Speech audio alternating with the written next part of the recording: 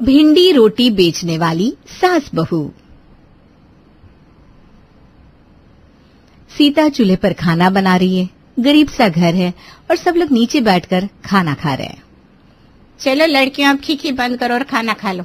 सारा दिन दोनों लगी रहती है बहनें, बस हंसी ठिठोली में। अरे माँ, हम दोनों बहनें हैं, फिर भी आपको तकलीफ है हमारे बात करने से? नहीं तो क्या। माँ, आज आपने क्या बनाया है खाने में? अब पनीर तो बनेगा नहीं इस घर में, तुम दोनों राजकुमारियों के लिए। वही बनाइए, भिंडी और रोटी खा लो सब। माँ, भिंडी रोटी तो ठीक है, लेकिन आपने क्यों बनाई? दीदी को बनाने को कहती ना, वो बहुत अच्छी भिंडी रोटी की सब्जी बनाती है। मुझे तो उनके हाथ की पसंद है भिंडी रोटी। अरे वो घर का काम भी तो करती है, खेत में अपने बाबा का हाथ भी बटाती है। अब मैं खाना बनाने के लिए भी उससे ही कह दूं? तुझे तो सारा दिन बस ये किताबें लेकर बैठना है, तू खुद क्यों नहीं बना लेती? माँ, मैं सिर्फ किताबें लेकर नहीं बैठती हूँ, इसे पढ़ाई करना कहते हैं। क्या फायदा ऐसी पढ़ाई का? जाना तो एक दिन तुम दोनों को ससुराल ही है, और वैसे भी हमारे पास इतने रुपए नहीं है जो तुम्हें पढ़ा सके, इसलिए अब ये सब शौक छोड़ दो तुम। अरे माँ, हमारी कविता पूरे गांव में पहला नंबर आई है, उसे पढ़ाई का शौक है तो करने दो ना। तू पढ़ कविता, मैंने कुछ पैसे जमा किए हैं, वो तो अपनी पढ़ाई में लगाना। अरे कोई जरूरत नहीं है उसे वो तेरी मेहनत के पैसे देने की, वो तू अपनी शादी के लिए बचा कर रख। और कविता, तुझे भी जल्दी ये सब छोड़ना होगा, समझी? बाबा तुम दोनों के लिए रिश्ता ढूंढ रहे हैं। मैं पहले से कह देती हूँ, मुझे पढ़ाई करनी है, अपने पैरों पर खड़ा होना, इसलिए मैं अभी शादी नहीं करने वाली। ऐसा नहीं कहते कविता। नहीं दीदी, अगर मुझसे जबरदस्ती की गई तो मैं यहाँ से उड़न छू हो जाऊंगी। देखो ज्योति, कैसे लक्षण है इसके, तभी मैं कहती हूँ लड़कियों को इतना बढ़ाना ही नहीं चाहिए। अरे माँ, कविता बस मजाक कर रही है, वो ऐसा कुछ भी नहीं करेगी। आप हमें भिंडी रोटी दीजिए, बड़ी जोरों की भूख लगी है, फिर मुझे बाबा के साथ खेत में भी तो जाना है। हाँ ये लो। माँ, तो तभी खाऊंगी जब दीदी बनाएंगी। हे भगवान, इस लड़की के नखरे ही खत्म नहीं होते। ज्योति और उसकी बहन का छोटा सा परिवार था। ज्योति के बाबा खेतों में काम करते थे और ज्योति उनकी मदद कर दिया करती थी। कविता को तो आपने देख लिया, वो अलमस्त लड़की थी, आज तक उसने किसी की नहीं सुनी थी। लेकिन वो दोनों अब जवान हो गई थी तो बिरजू को अब उनके ब्याह की चिंता सताने लगी थी।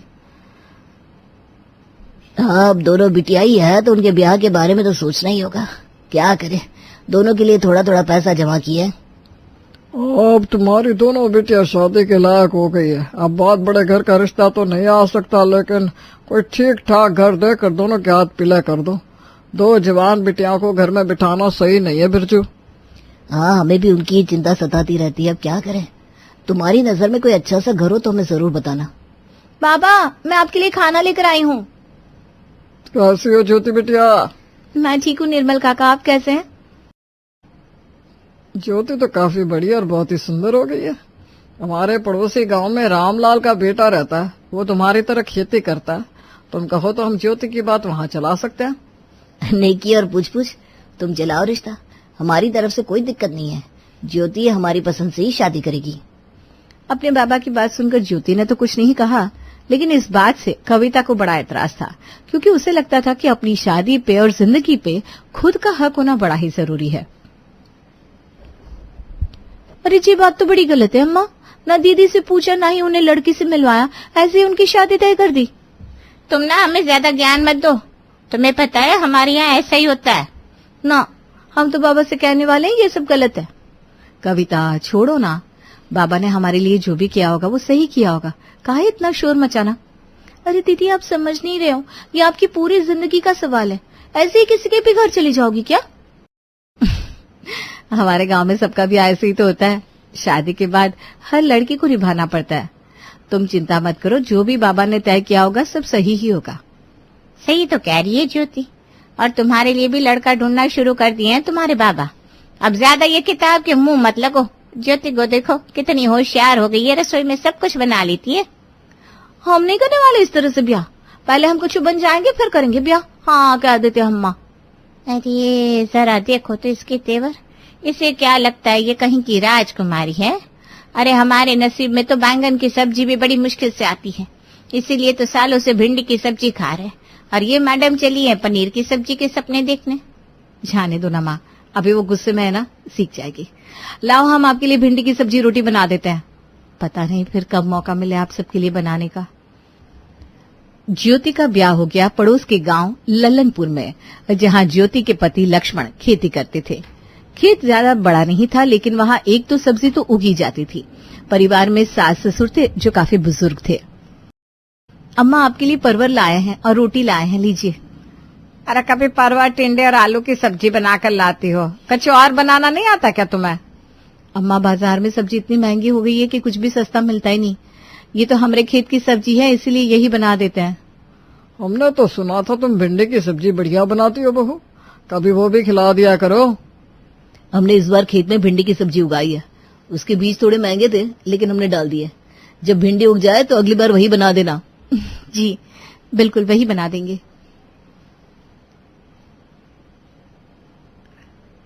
आप थक गए होंगे, हम आपके लिए पानी ले आते हैं। हमारे सीने में जलन सी हो रही है कई दिनों से, हमारे लिए भी ठंडा पानी ले आओ जरा। बाबा, आपको डॉक्टर को दिखाना होगा, वैद की दवा से काम नहीं चलेगा। लगता है कुछ असर ही नहीं हो रहा। यहाँ के डॉक्टर की दवा भी कहाँ लग रही है। हम तो कहते हैं इन्हें शहर के डॉक्टर के पास दिखा लाते। अरे शहर के लिए भी तो पैसे लगते हैं ना। एक तो तुम्हारे बाबा ने ठीक से ब्याह में कछु दिया भी नहीं। माँ, तुम काहे ज्योति को दोष दे रही हो? हमने भी तो जीवन में इतना कुछ कमाया नहीं कि जीवन आसान हो सके।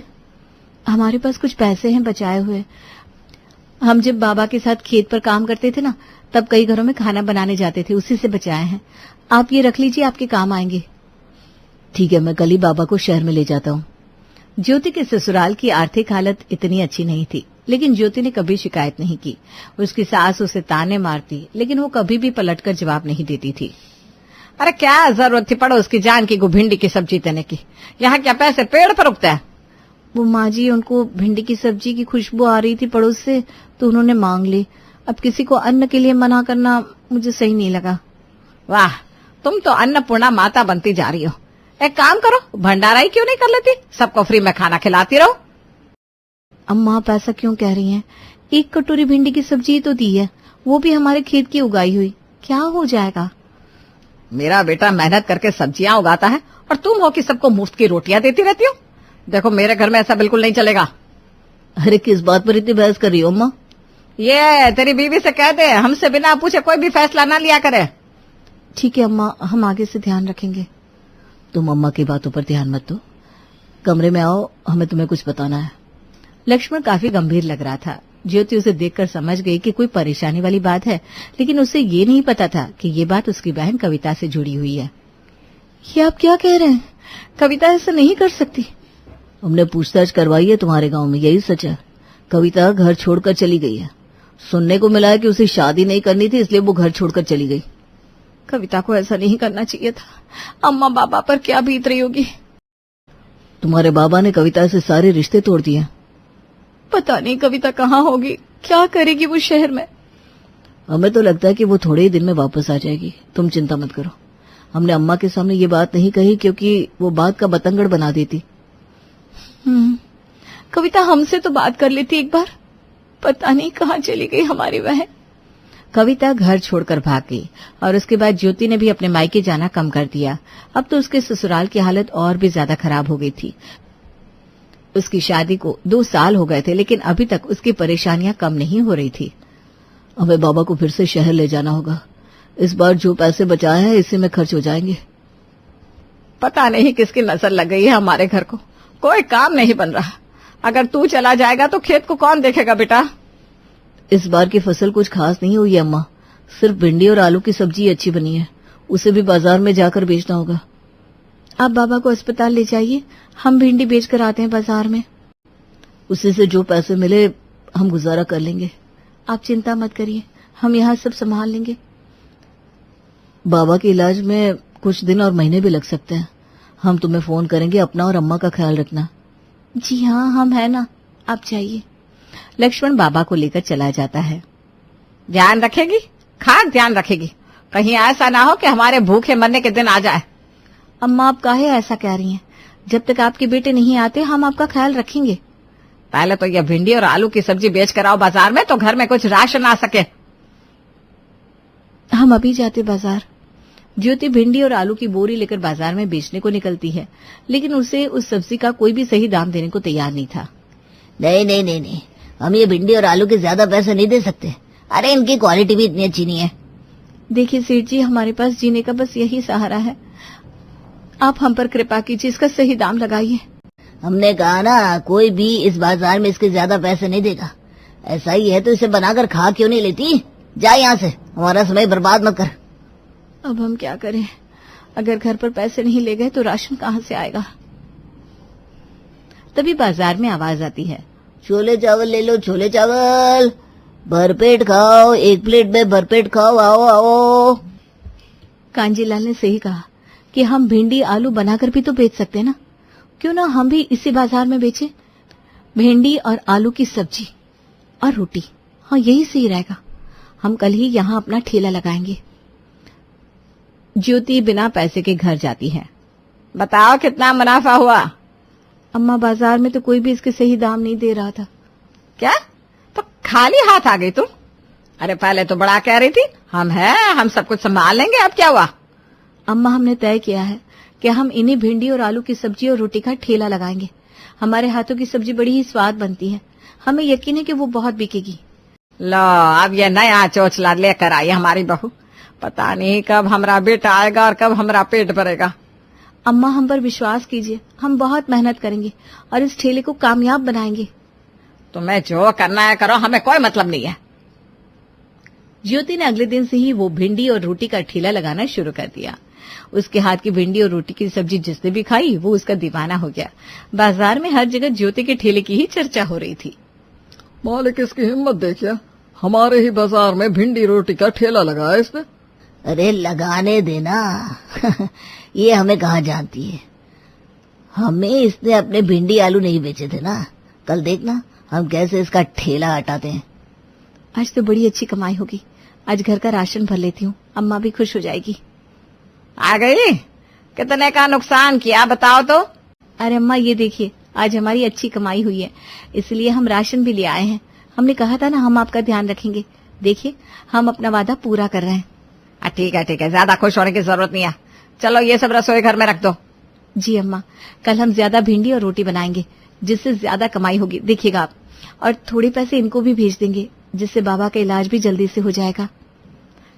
कितना वक्त हो गया है लक्ष्मण को गए हुए, पता नहीं कैसे होंगे वो दोनों। आप चिंता मत करिए, हम जल्दी ही उनकी परेशानी भी दूर कर देंगे। हाँ ठीक है। अरे अब काहे हमें देख रही हो? खाना बना दिए, जाकर खा लो। कल सुबह ठेला भी लगाना है ना, जाओ। धन्यवाद अम्मा खाना बनाने के लिए।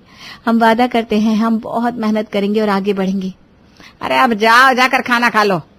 ज्योति की मेहनत रंग ला रही थी। उसकी भिंडी और रोटी सबको बड़ी पसंद आ रही थी, लेकिन कांजीलाल से ज्योति की खुशी बर्दाश्त नहीं हो रही थी, इसलिए आज वो एक कागज लेकर ज्योति के ठेले पर आ गया। अरे हम कह रहे ना, यहाँ तुम अपना ठेला नहीं लगा सकती हो, कारट की तरफ से नोटिस है तुम्हारे लिए। लेकिन हम यहाँ नहीं लगाएंगे तो कहाँ लगाएंगे मालिक? यहाँ ही बाजार में तो सब लोग आते हैं, गांव में हमारा ठेला चलेगा ही नहीं। हम पर रहम खाइए, हमें यहाँ पर ठेला लगाने दीजिए। अरे देखो, अगर तुम यहाँ से नहीं गई तो हम पुलिस को बुला लेंगे। हम आ गए हैं, बोलो क्या कहना है? अरे मैडम, आप मालिक ये नई एसपी साहिबा है, यहाँ अभी अभी पोस्टिंग हुई है इनकी। कविता, तुम? क्या मसला है बताइए, क्यों हटवा रहे हैं इनका ठेला? दिखाइए कागज। अरे वो मैडम, ये तो बस ये कागज तो नकली है। तुम यहाँ भोले भाले लोगों पर अत्याचार कर रहे हो। अरे नहीं, हम तो बस इन्हें ऐसे ही डरा रहे थे। तुमने औरतों को कमजोर समझ रखा है। तुम्हें लगता है कि हम कुछ नहीं कर सकते, लेकिन एक औरत अगर चाहे तो पूरा संसार चला सकती है। आज की बात, किसी भी औरत को तुमने डराया या धमकाया है तो हमसे बुरा कोई नहीं होगा। दीदी, आपको यहाँ से कोई नहीं हटा सकता। दीदी? अरे मालिक, ये तो इसकी बहन निकली। चलिए निकलिए यहाँ से। कविता, तू इतनी बड़ी अफसर बन गई है। दीदी, हम कहते थे ना हम कुछ न कुछ बन जाएंगे। हम उस दिन घर से इसीलिए भागे थे कि हम जिंदगी में कुछ बन जाएं, अम्मा बाबा को अच्छी जिंदगी दे। अब तो बाबा ने हमें अपना लिया है। लेकिन दीदी, आप यहाँ कैसे? हमने जिंदगी में पढ़ाई को महत्व नहीं दिया, इसीलिए यहाँ भिंडी रोटी बेच रहे हैं। नहीं दीदी, कोई भी काम छोटा बड़ा नहीं होता। आपके हाथ की भिंडी रोटी तो इतनी स्वाद है कि पूछिए मत। आप यहाँ आराम से ठेला लगा सकती हैं दीदी। आज की बात आपको कोई भी परेशान नहीं करेगा, इसकी जिम्मेदारी हम लेते हैं। धन्यवाद। कविता ज्योति की जिंदगी में एक आशा की किरण की तरह आई थी। कविता ने कुछ पैसे डालकर ज्योति का ठेला बड़ा बनवा दिया, जहां अब लोगों के बैठने के लिए भी जगह बन गई थी। लक्ष्मण भी बाबा का इलाज करवाकर घर लौट आया और खेती में और ध्यान देने लगा। लेकिन कविता के आने से एक और इंसान था जो बिल्कुल सुधर गया था। अरे ज्योति बिटिया, बताओ ना अपनी बहन को कि हम तुम्हारा कितना ध्यान रखते हैं, है ना। अरे ये तो हमारी बहू नहीं है, बिटिया की तरह है। हम तो अभी इसके साथ ही यहीं ठेले पर ही बैठते हैं। दोनों सास बहू भिंडी रोटी बेचते हैं। हम तो घर से अपना बनाया अचार भी लाते हैं। यहाँ ग्राहकों को ना बड़ा ही स्वाद लगता है। बताओ ना अपनी बहन को ज्योति। दीदी, आपको कोई तकलीफ तो नहीं है ना? अरे नहीं छोटी, हमें कोई तकलीफ नहीं है। तुम्हारे आने से अब सब कुछ ठीक हो गया है। अब अम्मा और मैं दोनों भिंडी और रोटी बेचकर अच्छा खासा पैसा कमा लेते हैं। हमें खुशी है कि आपने अपने हुनर को जाया नहीं जाने दिया। इसी बात पर हमारे लिए भिंडी रोटी की एक प्लेट लगा दीजिए मैडम। अरे हम लगा देते हैं, बैठो बैठो। ज्योति बिटिया तुम आराम करो। हाँ मम्मी जी, मैं सब्जियां लेकर आ गई हूँ। सच्ची बाजार में तो सब कुछ इतना महंगा है, लगता है आग लगी पड़ी है दामों में तो। हाँ बेटा, महंगाई तो है ही, ऊपर से ये बारिश का मौसम, सब्जियां महंगी मिलती है। अच्छा क्या क्या लाई है ये बता। मम्मी जी वही सब, तोरई, घिया, करेला, लोबिया, परवल। और है ही क्या बाजार में। लो सत्यानाश, इतनी सारी सब्जियां उठा लाई। अरे बहू, पूछ ही लेती लाने से पहले एक बार। 500 रुपये ठंडे कर आई महारानी। अरे मम्मी जी, आप ऐसे क्यों कह रही हैं? घर में इतने सारे लोग हैं, सब्जी के बिना कैसे चलेगा? सब्जी तो चाहिए ना। अरे देवरानी जी, अभी नई नई आई हो ना, इसलिए ऐसी अनाड़ी जैसी बात कर रही हो। अरे भाई, ये जो हरी भरी सब्जियां तुम लाई हो ना, इन्हें घर में कोई नहीं खाता। ना तो ननद रानी की जुबान पर चढ़ने वाली है, ना देवर जी के। और बच्चे तो उनका नाम सुनकर ही भाग खड़े होंगे, देखना। तो फिर क्या खाते हैं सब लोग? एक तो पूरे महीने का बजट बिगाड़कर मैं इतनी अच्छी हरी पत्तेदार सब्जियां लेकर आई हूँ, और आप कह रही हैं कि इन्हें कोई खाएगा नहीं। ये टमाटर, आलू और खीरा तो ननद रानी पीसकर अपनी स्किन पर लगा लेंगी, किसी को खाने को नहीं मिलने वाला। लेकिन इस घिया तुरई का क्या करेंगे? इतना ही नहीं, केला और पपीता भी लाई हो तुम तो। उन्हें तो रोज़ रोज़ मैगी, पास्ता, बर्गर, मैक्रोनी यही चाहिए होता है। अरे भाभी, ये लोग खाने से मना कर देते हैं और आप इनकी बात मान भी जाती हैं। ऐसा कैसे हो सकता है? अरे भाई, हरी सब्जियां, फल फूल नहीं खाएंगे तो और खाएंगे क्या? आपकी जानकारी के लिए बता दूं कि शरीर को सब तरह के पोषण की ज़रूरत होती है। अच्छी हरी सब्जी नहीं खाएंगे ना तो शरीर में आयरन और विटामिन की कमी हो जाएगी। अरे ये ज्ञान की ना मोटी मोटी बातें हमें समझ में आती हैं, लेकिन इन चारों को कौन समझाएगा। आप चिंता मत करो भाभी, मैं देखती हूँ ये लोग हरी सब्जियां खाने से इनकार कैसे करते हैं। पापा जी, क्या बात है, अब रात में रोज़ चूरन क्यों खाते हैं? आपके पेट में दर्द रहता है क्या? अरे नहीं नहीं बेटा, मुझे ना ज़रा कब्ज़ की शिकायत रहती है, बस इसीलिए रोज़ चूरन खाकर सोना पड़ता है। बाबूजी, अगर सब्जी, फल, रेशेदार खाना नहीं खाएंगे तो आपके साथ साथ घर के बाकी सभी लोगों को भी कब्ज़ की शिकायत हो जाएगी। अरे भाई, शरीर के पाचन को स्वस्थ रखने के लिए फल और सब्जियां खाना बहुत ज़रूरी होता है। तेरा मतलब है अगर मैं हरी सब्जियां खाने लगा तो मुझे चूरन नहीं खाना पड़ेगा? अरे बिल्कुल नहीं खाना पड़ेगा। आज से मेरी बात मानकर रेशेदार फल, सब्जियां और थोड़ा सा व्यायाम शुरू करें, फिर देखिए। बहू रोहिणी की बात सुनकर बाबूजी की आंखों में चमक सी आ गई थी, क्योंकि सालों से चूरन खाकर वो भी परेशान हो चुके थे। टीना, ये बालों में क्या लगा रही हो? अरे भाभी, क्या बताऊं, सारे बालों का सत्यानाश हो गया है। मैंने इंटरनेट पर रेमेडी देखी है, उसे ट्राई कर रही हूँ। किसी तरह ये बालों का घोंसला फिर से बालों की शेप में वापस आ जाए, उसी के लिए तो दिन रात मेहनत कर रही हूँ। तुम्हें पता है टीना, हमारे बाल ना प्रोटीन से बने हुए होते हैं। अगर हमारी बॉडी का प्रोटीन इंटेक सही रहेगा तो बाल अपने आप सुंदर, घने और चमकीले हो जाएंगे। जब हमारी बॉडी में न्यूट्रिशन की कमी होती है, वही हमारे स्किन और बालों पर दिखाई देती है। आपके कहने का मतलब क्या है? मेरे कहने का मतलब बस इतना सा है कि अगर तुम अपने खाने में जंक फूड की जगह दालें, हरी सब्जियां, नट्स और फ्रूट्स ऐड करोगी ना, तो बाल के साथ साथ स्किन भी चमकने लगेगी। सोच लो, तुम्हें टेस्ट की ज़्यादा चिंता है या अपने बालों की? बात तो आपकी एकदम सही है भाभी, बाल से बड़ी तो दुनिया में और कोई चीज़ ही नहीं है। अरे बाल की कीमत एक टकले से पूछो। उस बेचारे के जीवन का सबसे बड़ा दुख यही होता है कि उसके सर पर बाल नहीं होते। भाभी, आपको पता है टीना और बाबूजी दोनों लोग हरी सब्जियां और फ्रूट्स खाने के लिए तैयार हो गए। आप चिंता मत करो, धीरे धीरे सबको लाइन पर ले आऊंगी, बस थोड़ा सा और इंतज़ार करो। दोपहर का समय था। जेठानी के दोनों बच्चे रिया और अंकित अपना होमवर्क कर रहे थे। तभी रोहिणी अपने मोबाइल में एक वीडियो ऑन करके उनके पास जाकर बैठ जाती है। क्या आप भी चाहते हैं कि आपके एग्जाम में फुल मार्क्स आए? स्कूल में होने वाले सारे कंपटीशन में आप ही फर्स्ट आए? अगर आपके मन में ये सब बातें चल रही है तो हमारा ये वीडियो शुरू से अंत तक ज़रूर देखें। सबसे पहली बात, अगर आप रोज़ आंवले के साथ एक मुट्ठी ड्राई फ्रूट खाओगे तो उससे आपकी शारीरिक और मानसिक ताकत बढ़ेगी। दूसरी बात यह कि जब हम अच्छा खाना खाते हैं तो बॉडी को ज़्यादा ऑक्सीजन मिलता है। ज़्यादा ऑक्सीजन रिलीज होने से शरीर के अंगों तक ज़्यादा ऑक्सीजन पहुंचता है, जिससे शरीर का अच्छे से विकास होता है। जब दिमाग और शरीर स्वस्थ होगा तभी तो आप आने वाले एग्ज़ाम में अच्छा रिजल्ट ला पाएंगे। इसलिए आज से ही हरी सब्जियां और फलों को खाना शुरू कर दो और फिर देखो रिजल्ट्स। अरे वाह, मुझे तो पता ही नहीं था एग्ज़ाम में अच्छे नंबर लाना इतना आसान काम है। बचपन में अगर मुझे ये बात बता दी होती तो हेल्दी खाना खाकर मैं भी कब की टॉपर बन गई होती। लेकिन मैं इतनी बेवकूफ़ थी कि अच्छा खाना देखकर मुंह टेढ़ा करती थी। लेकिन मुझे लगता है तुम लोग मेरी तरह बेवकूफ़ी नहीं करोगे, है ना? सच कहा ना? सही बात है चाची, इस तरह से तो कभी सोचा ही नहीं था। आप ना अब से मेरे लिए ग्रीन वेज बनाया करो। मुझे तो भाई ब्रेन को हेल्दी करना है और वो आंवला भी खाना है मुझे। फिर देखता हूँ सारों को कैसे मुझे बिट करके क्लास में फर्स्ट आता है। चाची और मेरे लिए वो बनाना, वो जो रेड रेड होता है ना, जिसमें ब्लड जैसा रेड कलर निकलता है, ताकि मेरे चिक्स भी ना उसकी तरह रेड हो जाए। रोहिणी की गोल गोल बातों में घर के सारे सदस्य फंस गए थे। हरी सब्जियों का फायदा बताकर उसने ससुर, ननद, यहाँ तक कि घर की शैतान चौकड़ी रिया और अंकित को भी अपनी तरफ कर लिया था। हालांकि लौकी का जूस और करेले की सब्जी खाने को तो खुद सासू माँ भी तैयार नहीं थी, लेकिन रोहिणी के पास तो जैसे सबके मूड को सेट करने की चाबी थी। अब तो रोज ही घर में घिया, टिंडा, भिंडी बनने लगे थे। धीरे धीरे सभी खाना सीखने लगे थे।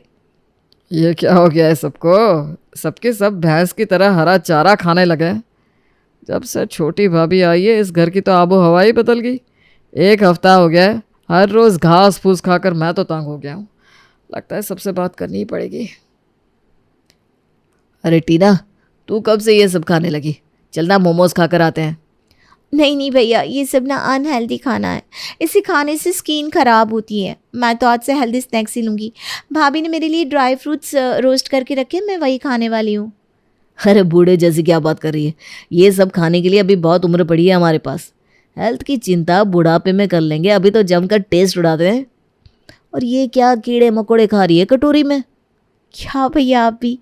ये कीड़े मकोड़े नहीं है, अंकुरित मूंग है, स्प्राउट्स कहते हैं इन्हें। बहुत हेल्दी होते हैं, ढेर सारा प्रोटीन और फाइबर होता है इनमें। अरे भाई, क्या जादू चला दिया भाभी ने कि ये सब बिल्कुल हिप्नोटाइज हो गया। पर मैं इतनी आसानी से हार नहीं मानने वाला। मैं सबको वापस ट्रैक पर ला कर ही मानूंगा। अगर ये लोग फिर से वही सब खाने को तैयार नहीं हुए ना तो मुझे भी सारी उम्र यही सब टिंडा और भिंडी खाना पड़ेगा। कुछ तो सोचना पड़ेगा। नीरज बारी बारी से जाकर घर में सभी को जंक फूड खाने के लिए उकसाता है, लेकिन कोई भी उसकी बातों में आने के लिए तैयार ही नहीं था। बस करिए देवर जी, और कितना हाथ पैर मारेंगे? अब कोई भी आपकी बातों में नहीं आने वाला। अब आप भी सरेंडर कर दीजिए और घिया, परवल और हरी सब्जियां खाने के लिए तैयार हो जाइए। और मैं ये सब कोई आपके बुरे के लिए थोड़ी ना कर रही हूँ। आप देखना 1 महीने के अंदर अपने आप में कितना चेंज दिखने को मिलेगा आपको। वो तो वक्त ही बताएगा कि घर में कौन सा खाना बनेगा और किसके अंदर बदलाव आएगा। मुझे तो ऐसा लग रहा है कि थोड़े दिन में आप भी हमारी तरह मसालेदार खाना खाकर वाह वाह करते नजर आएंगी और अपना ये घिया तौरी भूल जाएंगी। अगले दिन सभी लोग लंच के समय तो एक ही सब्जी से रोटी खा रहे थे। तभी घर के 40 इंच स्क्रीन के टीवी पर नीरज कढ़ाई पनीर का वीडियो चला देता है और रेस्टोरेंट से लाकर कढ़ाई पनीर उनके सामने बैठकर ही खाने लगता है। अरे बेटा, ये कढ़ाई पनीर तो बड़ा अच्छा नज़र आ रहा है। ला ज़रा थोड़ा सा टेस्ट करा दे। अरे नहीं पापा, आप कह रहे थे ना आपको तेल मसाला नुकसान करता है, तो आप रहने दो। आप अपनी तोरी खाओ और प्रभु के गुण गाओ। चाचू आप अकेले अकेले खा रहे हैं, गलत बात है, थोड़ा सा तो टेस्ट करवा दो। हाँ चाचू, वैसे भी पनीर तो हेल्दी होता है, पनीर तो हम लोग खा ही सकते हैं। पनीर हेल्दी होता है, लेकिन कढ़ाई पनीर हेल्दी नहीं होता। कढ़ाई पनीर में तो भाई ढेर सारे मसाले, तेल डाला जाता है, तभी तो इतना टेस्टी होता है। अगर बिना तेल मसाले का होता तो तुम्हारी तोरी जैसा ही लगता। अब तुम अपनी तोरी की शक्ल देख लो और मेरे कढ़ाई पनीर की। क्या टेस्ट है, क्या रंग है, आहा क्या खुशबू है, मज़ा आ गया। सामने स्क्रीन पर चल रही कढ़ाई पनीर की वीडियो देखकर घर में सभी के मुंह में पानी आ रहा था। नीरज को इतना तो समझ में आ गया था कि इस तरह सबके सामने बैठकर चिढ़ा कर खाना खाने से बाकी लोगों के मन में भी खाने को लेकर इच्छा जाग रही है। बस उसे तो प्रॉब्लम का सोल्यूशन मिल गया था। अब वो रोज सबके सामने बैठकर उन्हें दिखा दिखा कर कभी शाही पनीर तो कभी पिज्ज़ा खाता। 3 दिन बाद, भाभी मुझे ऐसा लग रहा है कि इतना ज़्यादा हेल्दी खाना कहीं ऐसा ना हो कि प्रोटीन और विटामिन का ओवरडोज हो जाए। आप ना मेरे बाल और स्किन की चिंता मत करो, उसके लिए मैंने सप्लीमेंट्स मंगा लिए हैं। आप तो बस आज बढ़िया सा छोले भटूरे बनाकर खिला दो। टीना की बात सुनकर बाकी सब भी छोले भटूरे के नाम सुनकर भावनाओं में बह जाते हैं और रोहिणी की इतने दिनों की मेहनत पर पानी फिर जाता है। एक बार जो जंक फूड खाना शुरू होता है फिर तो जैसे शेर के मुंह में खून लग गया था। अब रहने भी दीजिए, गोल गोल बातें करके कितना बहलाएंगी सबको। ये लग सुधरने वालों में से नहीं है। बेचारी रोहिणी का घर वालों को हरी भरी सब्जियां खिलाने का सपना अधूरा रह जाता है और एक बार फिर से घर में हर रोज जंक फूड बनना शुरू हो जाता है। अरे रिन्नी बहू, तेरे फूफा ससुर आ रहे हैं, घर को फिर से चमका दे, दूध को फाड़ कर रसगुल्ला बना ले और हाँ, आरती की थाली तैयार रखना। रिन्नी सर पर हाथ रख लेती है। क्या बात है माँ जी, अब तो बुआ जी की शादी को 30 साल हो गए, लेकिन फूफा जी की खातिरदारी तो ऐसे होती है जैसे। अरे बहू, तुझसे ज्यादा तो मैं परेशान हूँ, लेकिन करूँ भी तो क्या। तेरे ससुर जी से उनकी माँ मरते वक्त यही मांग गई थी कि कुछ भी हो उनके दामाद की खातिरदारी हमेशा रहनी चाहिए। तो बेटा। हाँ हाँ ठीक है माँ जी, मैं अभी जाकर इंतजाम करती हूँ। थोड़ी देर में एक छोटी सी हाइट का पतला सा आदमी घर के अंदर आता है। अरे नहीं, कुछ नहीं चाहिए हम लोगों को, घर में मेहमान आने वाले, भागो यहाँ से निकलो। अरे क्या बदतमीजी है, घर के किसी बड़े को बुलाओ। तभी वहाँ रिन्नी बहू आ जाती है। अरे फूफा जी आप आइए, ये नौकरानी है घर की, इसे कुछ पता नहीं। अरे कैसे पता नहीं, घर पर काम पर रखा था तो परिवार वालों की फोटो नहीं दिखाई थी एल्बम में। अरे ला जी, अब हम एल्बम में फोटो क्यों देखे, काम करे कि रिश्तेदारी का पावर पॉइंट बनाए हैं, बताओ तो जरा। तभी रिन्नी की सास आ जाती है। अरे बहुत बोलती है ये, अरे चुप हो जा यहाँ से।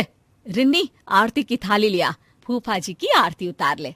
अब क्या, जितना उतारना था नौकरानी को आगे रखकर उतार ही दिया ना। न जाने किस घड़ी में इस घर की बेटी से ब्याह कर लिया, न माँ को सहूर था न ही भाभी को। माफ करिए जी, मैं अभी आई। किसी तरह घर के सभी सदस्य मिलकर फूफा जी को समझाते हैं, माफी मांगते हैं और मिन्नतों के बाद। तो जीजा जी कैसे आना हुआ, बहन बता रही थी कोई खास काम है। वैसे तुम लोगों से क्या खास काम हो सकता है, खास काम तो खास लोगों से होता है और तुम लोग ठहरे आम इंसान। रिन्नी पति की तरफ देखती है। पति उसे शांत रहने को कहता है। अब वैसे फूफा जी, मैंने बेटे की शादी तय कर दी है, शादी की तैयारी रखिएगा। अच्छा, क्या तैयारी करनी है? देखो पैसे वैसे चाहिए तो अभी बता दो, वैसे भी ससुराल इतना फक्कड़ रहा है कि बस पूछो मत। रिन्नी को आ जाता है गुस्सा। इज्जत जो आपको महाराज की तरह दे वो ससुराल फक्कड़ कहाँ फूफा जी, और पैसे की जरूरत नहीं है, बस आप और बुआ जी आ जाइए, यही सम्मान होगा। आ जाएंगे, लेकिन कौन है लड़की वाले?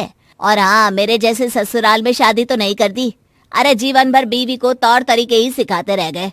देख लो, लड़की के बाप से बात कर लो, क्या क्या दे रहे हैं। कहीं ऐसा ना हो हम लोगों की तरह तुम लोगों को भी कुछ ना मिले सिवाय लड़की के। सभी को फूफा की बात पर गुस्सा आता है, लेकिन करते भी तो क्या, मरी माँ की आखिरी ख्वाहिश को मानकर शांत रहते हैं। उनके जाने के बाद मैंने जीवन में ऐसा आदमी नहीं देखा, कुछ नहीं होता था इन लोगों के पास। बाबूजी ने बिजनेस शुरू करवाया, पैसे देकर घर खरीदवाया, बिजनेस का गुण सिखाया और आज अपने ससुराल को भला बुरा बोल रहा है। पर माँ, बुआ कुछ क्यों नहीं कहती? उन्हें तो स्टैंड लेना चाहिए ना अपने मायके के लिए। अरे क्या करे वो बेचारी, जब से शादी हुई है उसकी तो किसी ने सुनी ही नहीं। बस घर का काम और पति की हाँ पर हाँ। कभी माँ बाप ने सिखाया ही नहीं कि अपने हक के लिए खड़े हो। रिन्नी और सास के बीच आई गई हो जाती है कि एक रोज रिन्नी के ससुर जी कहते हैं, अरे क्या क्या तैयारियां चल रही है शादी की। वो क्या है ना, कमला बुआ आ रही है, फोन आया था। क्या फूफा जी भी आ रहे हैं साथ में? वैसे भी आज हम लोग मेरे बेटे के होने वाले ससुराल जा रहे हैं। माँ तुम बुआ को देख लेना, मैं और रिन्नी तो नहीं होंगे, हमारा जाना जरूरी है। अरे क्या पता बेटा, लेकिन अगर वो साथ आए तेरी बुआ के तो घर पर तो बवाल मचा देंगे। बेटा करता भी तो क्या, नहीं गया अपने बेटे के ससुराल और माता पिता के साथ बैठकर बुआ और फूफा जी का इंतजार कर रहा था कि तभी बुआ आती है। अरे वाह मेरी बहना, बड़े दिन बाद आई। हाँ हाँ कमला दीदी, आपके पतिदेव तो आए थे, आप भी साथ आ जाती।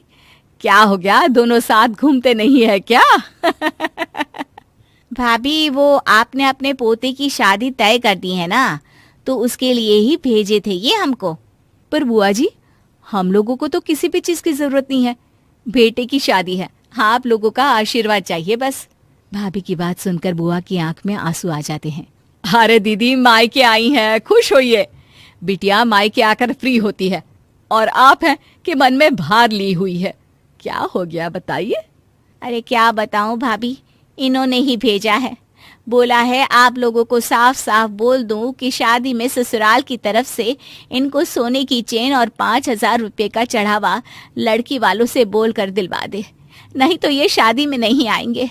मुझे भी धमकाया है कि नहीं तो मुझे अकेले ही भेज देंगे।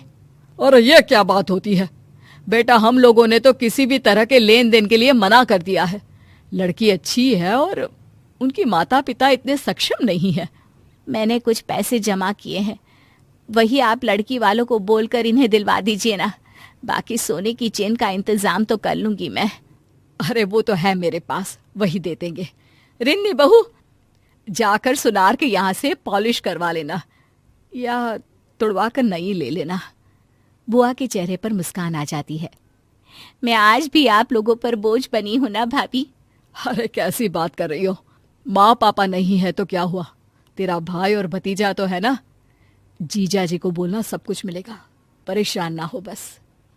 शादी वाले दिन लड़की के पिता कहते हैं, ये लीजिए भाई साहब, ये पैसे और सोने की चेन।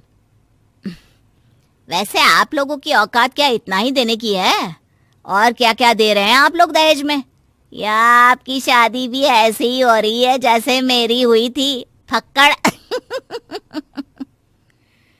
नहीं नहीं भाई साहब, हम लोगों को बिल्कुल लालची लोग नहीं मिले, बहुत ही समझदार हैं ये लोग।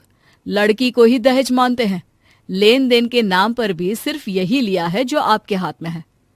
हम तो खुश नसीब है कि हम लोगों को कोई मांगने वाला नहीं, ससुराल के कंधे पर रहने वाला दामाद नहीं, बल्कि अपने बल पर अपनी बीवी को संभाल लेने वाला दामाद मिला है। ये सुनकर फूफा जी का मुंह उतर जाता है और उसके बाद फिर वो कभी कोई डिमांड नहीं करते। हर किसी परिवार का कोई ना कोई पसंदीदा काम होता ही है जो वो साथ में करते हैं।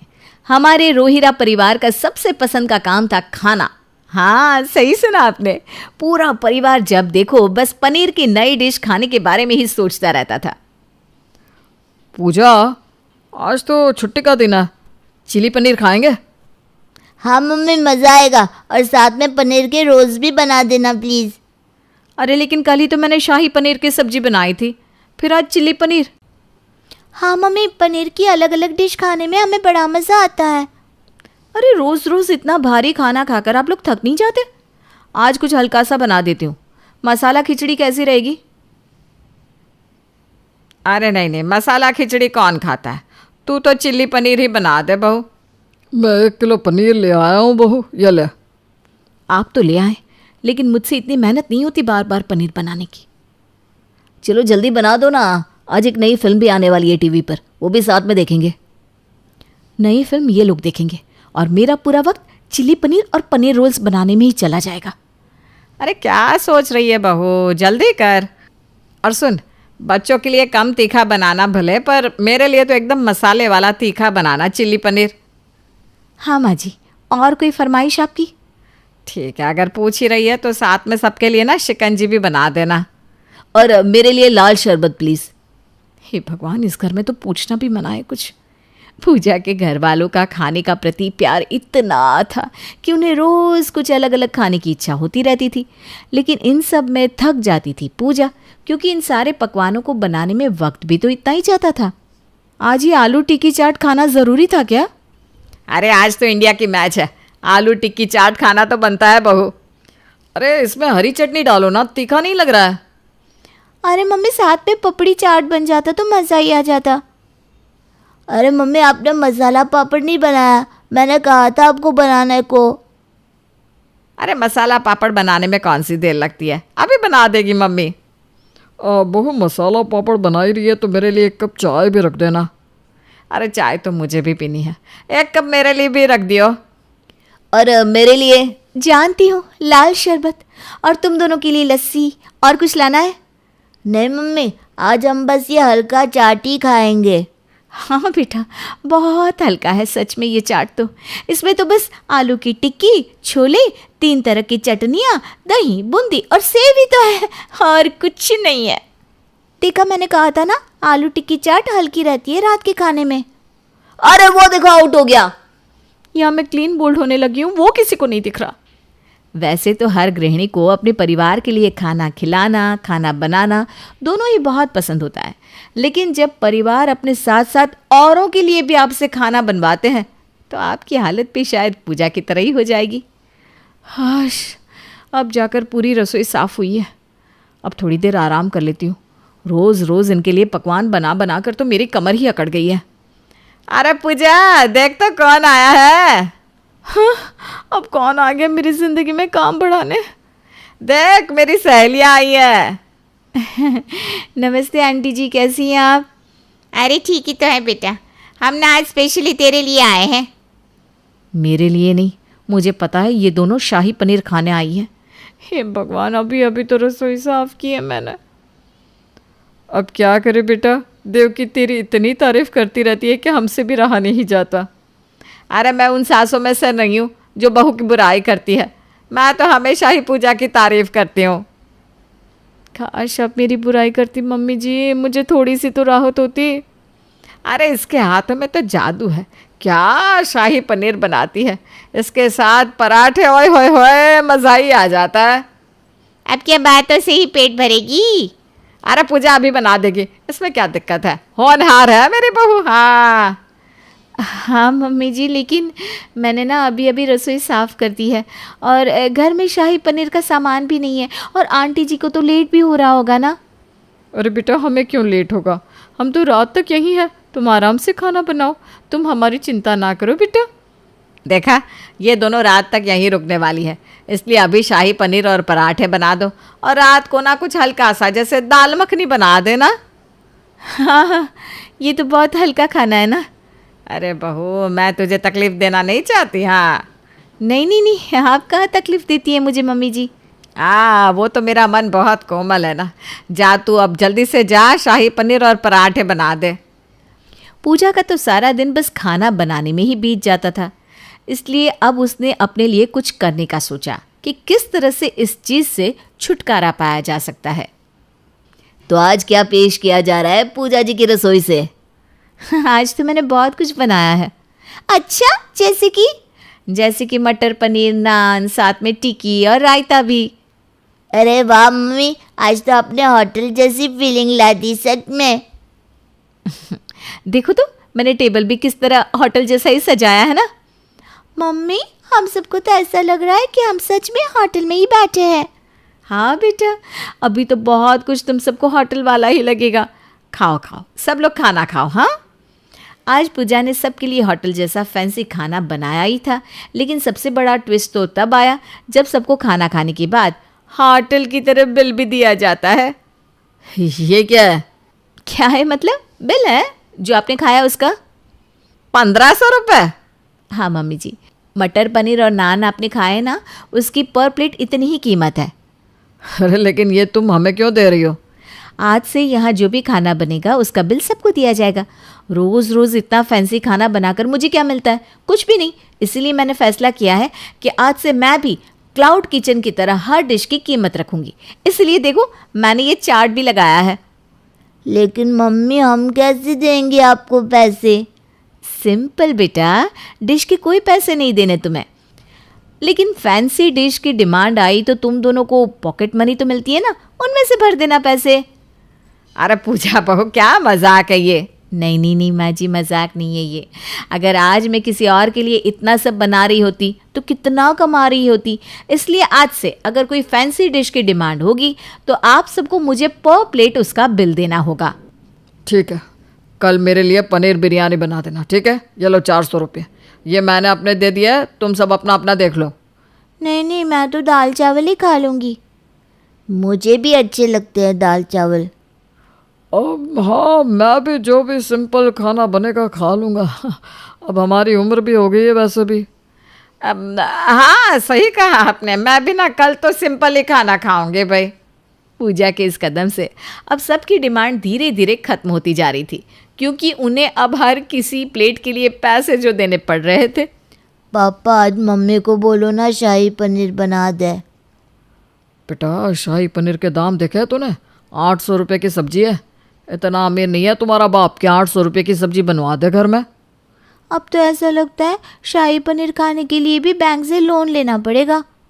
पापा आप आज दे दो ना पैसे, हम किस्तों में चुका देंगे, चलेगा? अरे चुप कर, कुछ भी मत बोल। गलती हमारी है कि हमने पूजा को ये सब करने पर मजबूर कर दिया। हमने उससे रोज़ रोज़ नए नए पकवान बनाए, जबकि वो पूरा दिन रसोई में लगी रहती थी और हम बस शाही पनीर खाने में बिजी थे। हाँ पापा, आप सही कह रहे हैं। हमने घर की औरतों को इंसान कम लेकिन जादुई जिन बना कर रख दिया है। जो भी फरमाइश करो पूरी करवा देते हैं, पर हम ये भूल जाते हैं कि वो भी इंसान है। पापा क्यों ना आज हम जिन बन जाए? पूजा रसोई में थी, तभी उसके बच्चे और पति वहाँ आते हैं। मम्मी घर में पनीर है? हाँ है, लेकिन तुमने चार्ट देखा है ना, शाही पनीर 800 रुपये की है। हाँ मम्मी पता है, इसलिए आज आप आराम करिए, आज हम तीनों मिलकर खाना बनाएंगे। क्या? हाँ, आज तुम भी बैठकर शाही पनीर खाने का मजा लो। रोहरा परिवार को तो समझ में आ गया कि रोज़ शाही पनीर खाने में तो अच्छा लगता है, लेकिन बनाने वाला कितना थक जाता है, ये बात सिर्फ वही जानता है। क्या आपको समझ में आया? या आपके घर में भी रोज़ शाही पनीर ही बनता है? अचानक से सास की चाल ढाल बदल जाए तो किसी भी बहू का शक करना तो बनता ही है, लेकिन फिर बहू शुरू कर दे पीछा सास का तो क्या कुछ सामने आता है, देखिए जरा। माँ जी, आप इतनी सुबह सुबह कहाँ जा रही हो? अरे मैं कहीं भी जाऊं तुझसे मतलब? बिल्ली की तरह रास्ता काट देती है। अब पता नहीं वो मिलेंगे कि नहीं। कौन माँ जी, कौन मिलेंगे? और मैं तो बस पूछ रही हूँ, अब इतना गुस्सा क्यों हो रही हो? अच्छा ठीक है, ये सब छोड़, पहले ये बता कि कैसी लग रही हूँ मैं। अब ये साड़ी ठीक तो लग रही है ना मुझ पे, या कोई दूसरी बदल लूं? वैसे ना ये रंग बड़ा ही जचता है मुझ पर, क्यों? जब पता है तो पूछ क्यों रही है? वैसे माँ जी, आप कहीं पार्टी में जा रही है क्या? आजकल कुछ ज्यादा ही पार्टियां नहीं हो रही है आपकी? बहू, जितना पूछा जाए उसी का जवाब दिया करो। जाओ अंदर से मेरा पर्स लेकर आओ। लीजिए माँ जी। लेकिन माँ जी, इतने सारे पैसे लेकर कहाँ जा रही हैं आप? अरे तुझे शर्म नहीं आती अपनी सास का पर्स देखते हुए? हैं? मैं जितने भी पैसे ले जाऊं मेरी मर्जी, तुम्हारे पैसे थोड़ी ना ले जा रही हूँ। अरे अरे, मैंने तो ऐसे ही पूछ लिया। आप फ्री में ना ज्वालामुखी ना बना करे, समझी? अगले दिन शाम को, माँ जी आप फिर कहीं जा रही है क्या आज? हाँ, अरे वो शिव है ना, उससे मिलने जाना है। माँ जी, कौन शिव? आपका कोई दोस्त है क्या? माँ जी, अब तो जमाना 4 हाथ ज्यादा ही बढ़ गया है। हाय रे। रहने दे, तुझे समझ में नहीं आएगा। जा जरा मेरी वो लाल चटक रंग की साड़ी तो निकाल, आज वो पहन कर जाऊंगी। शिव के साथ खड़ी कितनी अच्छी लगूंगी मैं। माँ जी, ये कुछ ज्यादा ही नहीं हो रहा? लाल चटक रंग इस उम्र में? बहू, ज्यादा मुंह मत चला, जो बोला है वो किया कर, समझी? सास लाल चटक रंग की साड़ी पहनकर मेकअप लगाकर जाने के लिए तैयार हो जाती है। माँ जी, आप इतना क्यों सजी हैं? शिव से मिलने जा रही हूँ, सजो ना क्या? लगता है माँ जी सठिया गई हैं। इस उम्र में कोई चक्कर लगता है, इनको तो बताना ही पड़ेगा। रात को जब पति काम से लौटकर घर आता है,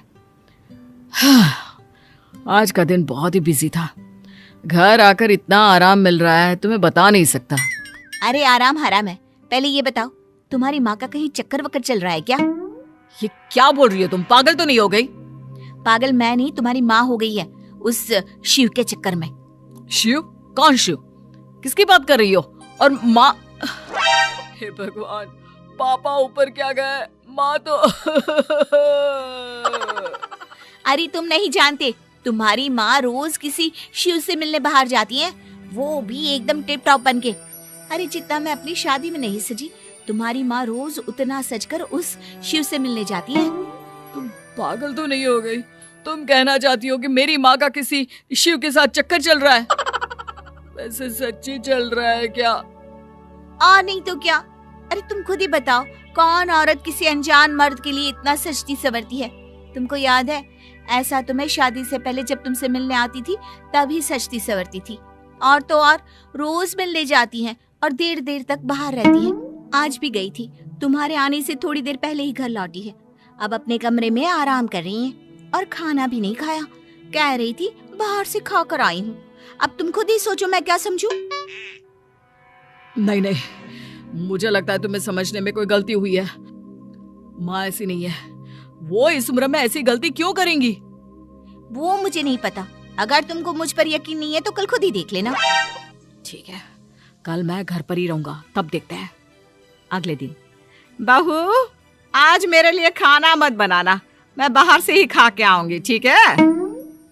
वाह माँ, आज तो आप बहुत सुंदर लग रही हो। कुछ खास दिन? अरे कुछ नहीं, वो बस मैं ना शिव से मिलने जा रही हूँ। अच्छा, शिव से मिलने, उसमें इतना तैयार होने की क्या बात है?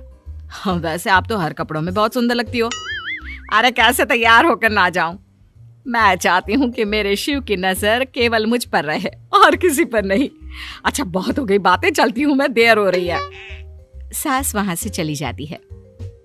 सुना, अब तो भरोसा हुआ मुझ पर? मेरा शिव? अरे कौन है ये शिव, और माँ उससे मिलने क्यों जा रही है?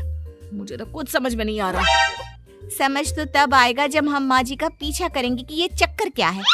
तू चाह रही है कि हम माँ की जासूसी करें? अरे पीछा नहीं करेंगे तो पता कैसे चलेगा? अब चलो भी, कहीं माँ शादी करनी तो नहीं जा रही।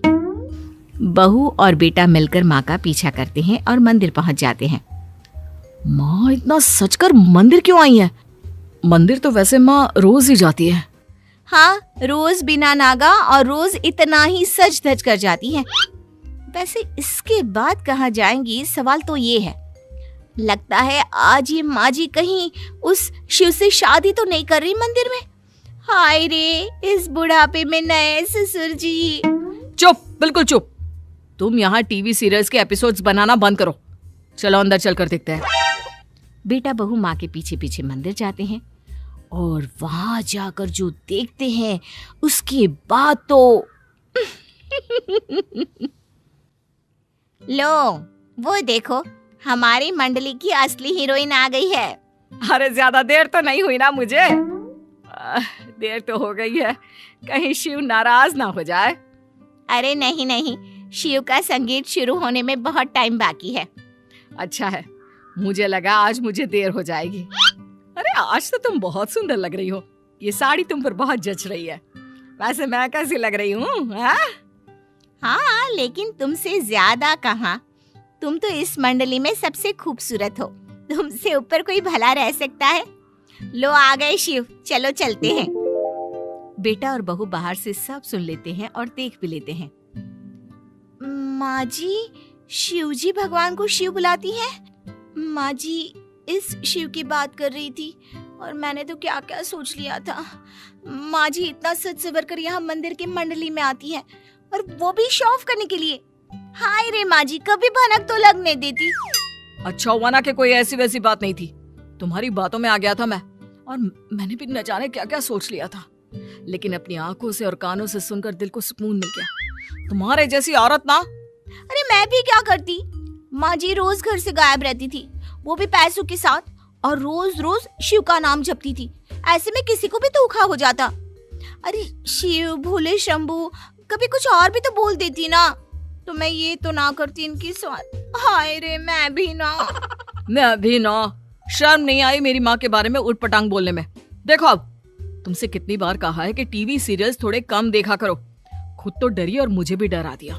चलो अब घर चलते हैं। वैसे एक बात मुझे अभी भी समझ नहीं आई।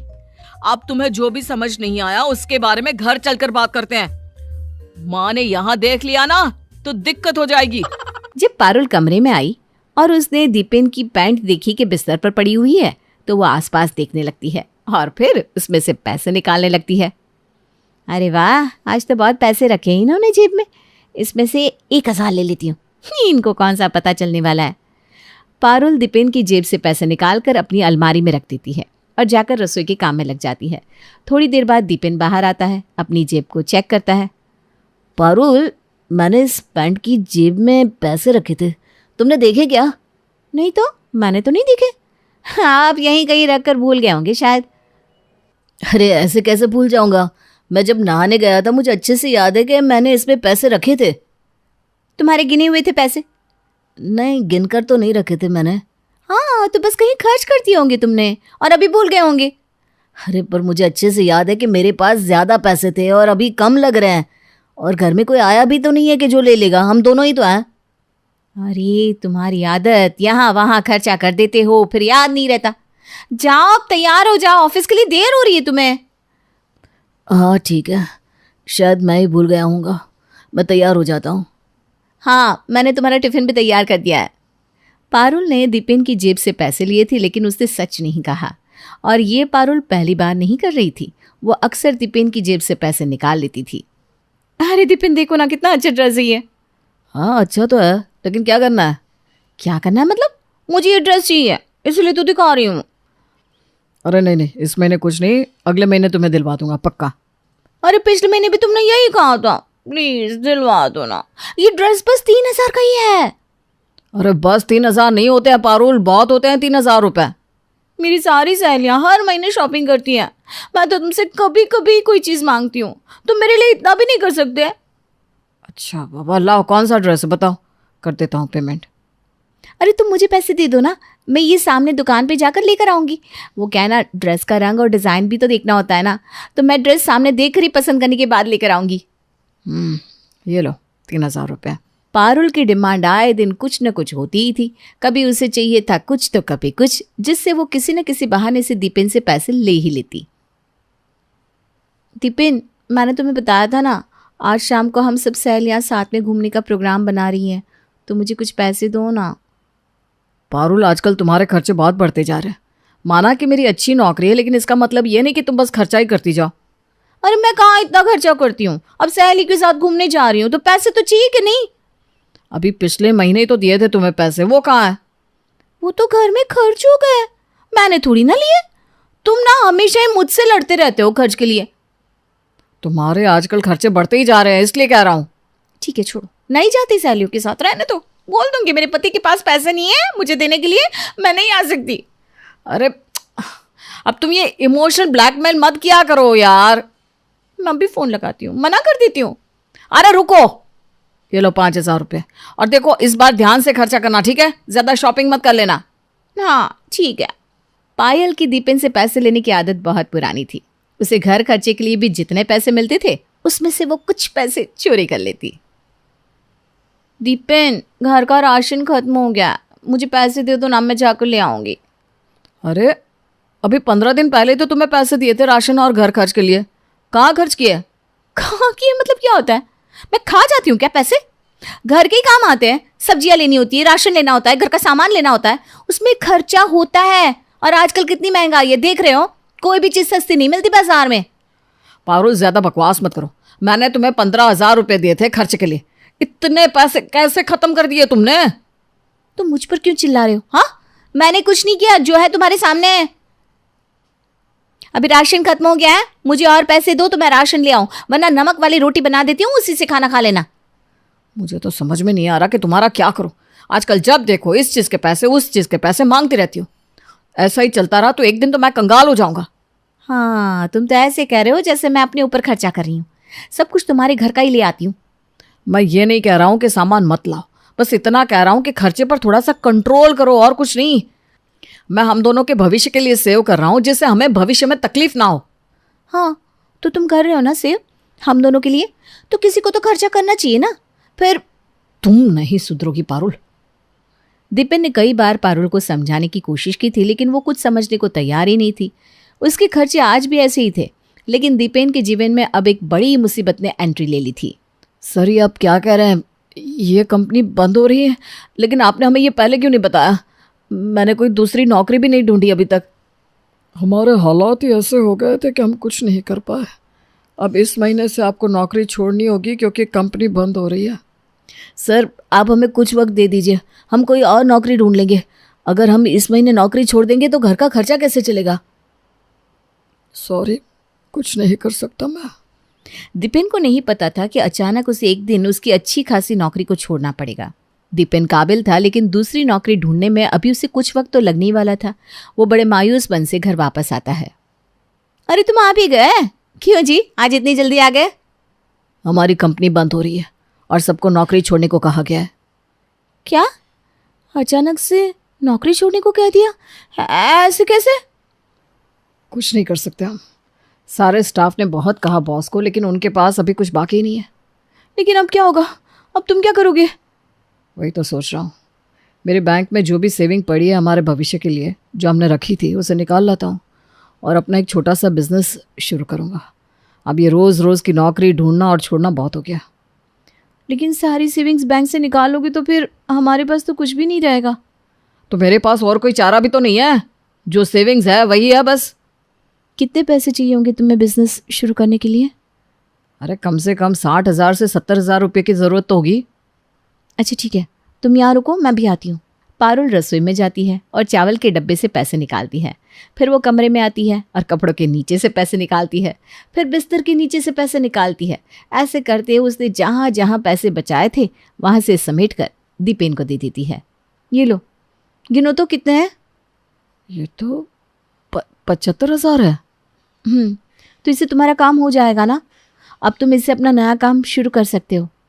अरे लेकिन तुम्हारे पास इतने पैसे कहाँ से आए? बस ऐसा समझ लो कि ये तुम्हारी बीवी की गुल्लक है, जिससे मैंने तुम्हें पैसे दिए हैं। तुम नहीं जानते कि ये पैसे हमारे कितने काम आएंगे।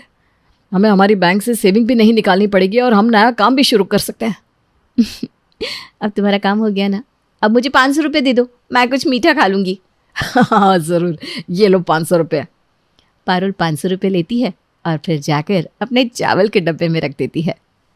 आज से फिर से गुल्लक को भरना शुरू।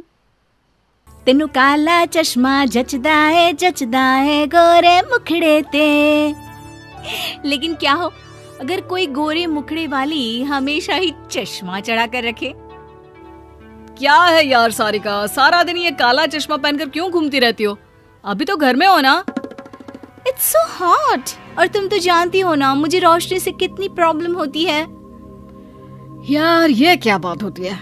पता है सब हमारी शादी के बाद भी बात कर रहे थे कि भाभी जी तो रात भर सोती ही रही।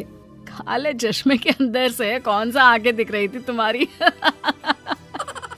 ओ हेलो, सब देख रही थी मैं, सो नहीं रही थी। जो वो बोल रहा था ना तुम्हारा हकला दोस्त, वो कैसे मेरी बहन को घूर रहा था, सब दिख रहा था इस काले चश्मे के अंदर से। ये ना सोचो कि सारिका ने चश्मा लगा लिया मतलब वो सो रही है। हाँ, सारिका का घर में भी चश्मा लगा कर रखना सास को भी अखरता, लेकिन करती क्या, बोले क्या बहू रानी से। एक दिन, बहू आज ना खाने में कुछ रिश्तेदार आ रहे हैं, तो जरा कायदे से कपड़े पहनकर कायदे का खाना बना लेना, और कायदे से ये जो आंख पर चश्मा चढ़ाई रहती हो ना उसे भी उतार देना। देखिए माँ जी, ये जो कायदे पर आप इतना जोर दे रही है ना, तो बता देते हैं कायदा हम में ठूस ठूस कर भरा है, क्या समझी। रही बात खाने की, तो रोटी हम बना देंगे, सब्जी आप बना देना। कल सारी रात फिल्म देखे है तो जरा कायदे की नींद आ रही है। बहू ऊंघाई लेती हुई वहां से निकल जाती है। हे भगवान, न जाने किस मुहूर्त में ये कार्टून टाइप बहू आ गई। हद है, सारा दिन काला चश्मा तो ऐसे लगाकर घूमती है कि जैसे घर ना हुआ गोवा का बीच हो गया। खैर, खाना बनाकर बहू खाना लगाती है और सास के साथ सभी मेहमान खाने के टेबल पर बैठ जाते हैं। तब एक रिश्तेदार कहता है, क्या हो गया जी, बहू की आंखों में कोई दिक्कत है क्या, या फिर एक आंख छोटी बड़ी? अरे बहन जी, अब तो सभी का ऑपरेशन से इलाज संभव है। बेचारी दिखने में इतनी सुंदर, और देखो कुदरत भी ना बहुत बेरहम होती है। अरे नहीं नहीं, ऐसा कुछ नहीं है। वो तो हमारी बहू को ना काला चश्मा लगाने का शौक है। किसी ने कहा था ना, जचता है काला चश्मा, बस उसी को इसने दिल से लगा लिया है।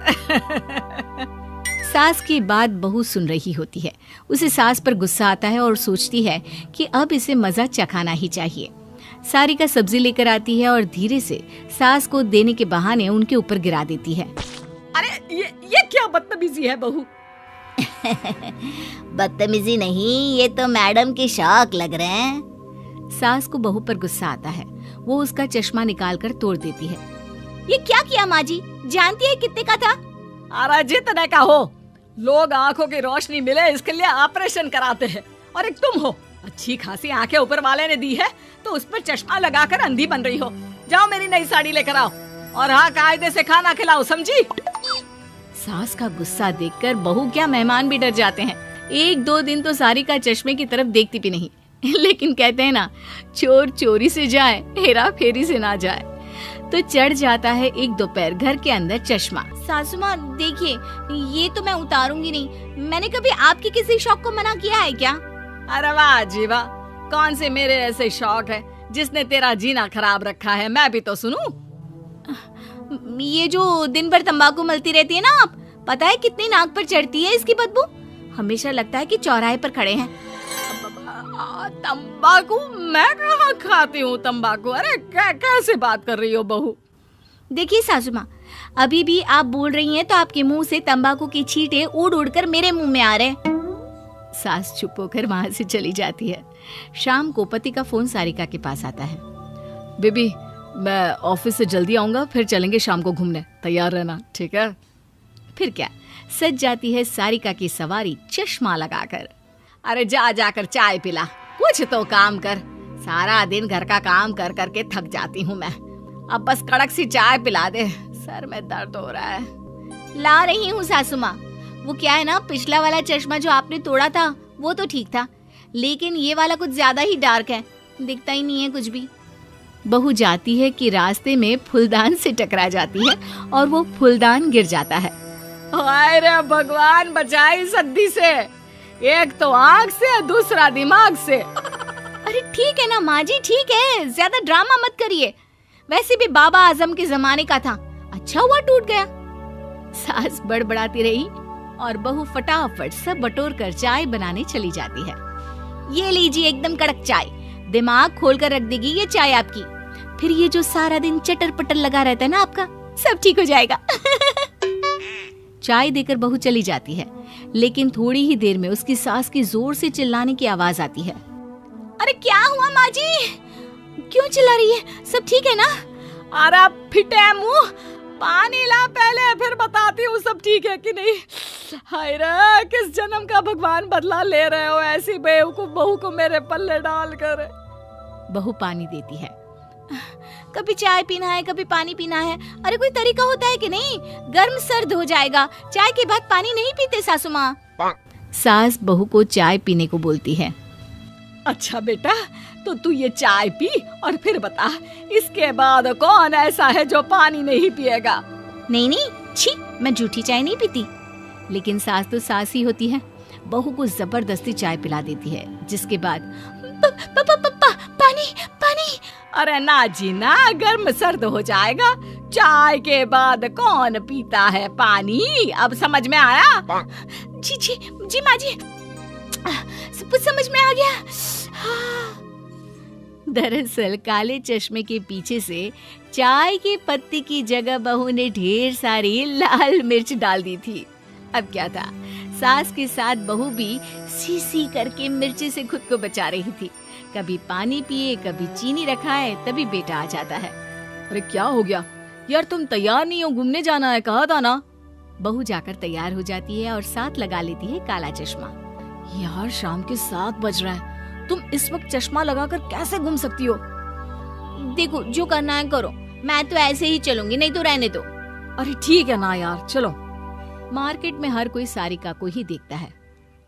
अरे यार आज रात में धूप लग रही है मोहतरमा को। अरे माना दौर फैशन का है, लेकिन समय तो देख लो। अरे मोतिया का ऑपरेशन हुआ होगा। हाँ और ऑपरेशन क्या था तो घर पर रहती, बाहर घूमने क्यों निकल आई?